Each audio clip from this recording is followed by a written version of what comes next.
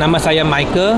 Saya dulu seorang kontraktor, fasad kontraktor yang buat hiasan bangunan. Okey.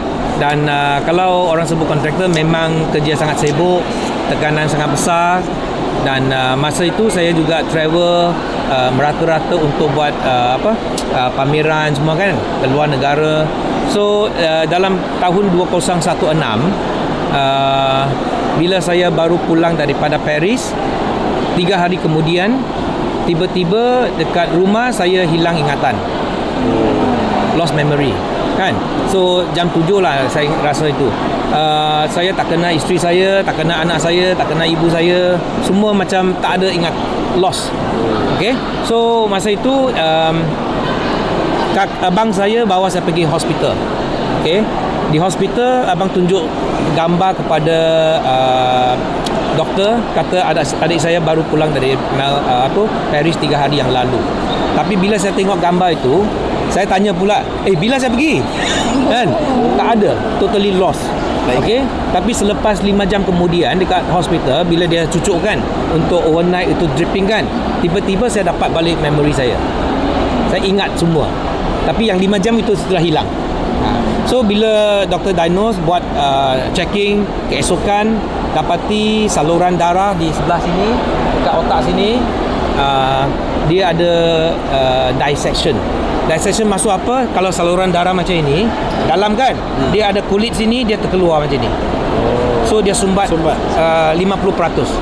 Okay, 50%. Maksudnya doktor kata mungkin oksigen tak naik ke atas pasal masa itu. So maka saya telah kena mild stroke. Mild stroke itu, lost memory itu juga mild stroke. So doktor kata tak boleh buat operation sebab terlalu dekat kepada otak. So saya hanya boleh, kalau nak sihat, nak hidup, kena kontrol kolesterol dan juga pengalian darah lancar. So maka saya perlu consume blood thinning. Tapi selepas saya makan blood thinning, saya dapati darah saya terlalu cair, berdarah tak berhenti, sampai setiap pagi bila saya bangun, saya dapat darah beku dalam mulut setiap pagi. So maka itu saya jumpa doktor lagi. Doktor kata terlalu cair, kena tukar ubat. So masa itu saya rasa memang kalau makan terlalu banyak ubat, dia ada side effect. So maka saya berhenti. Saya pergi untuk Chinese medicine, control dia punya kolesterol semua kan. So okey lah. Tapi selepas 1 tahun saya pergi buat check up lagi, angiografi lagi, dapati yang dissection itu masih ada. Betul lah apa yang doktor cakap, dia tak boleh ubati, dia boleh kontrol saja. So bila Bifu keluar, saya mula consume Bifu tahun 2019.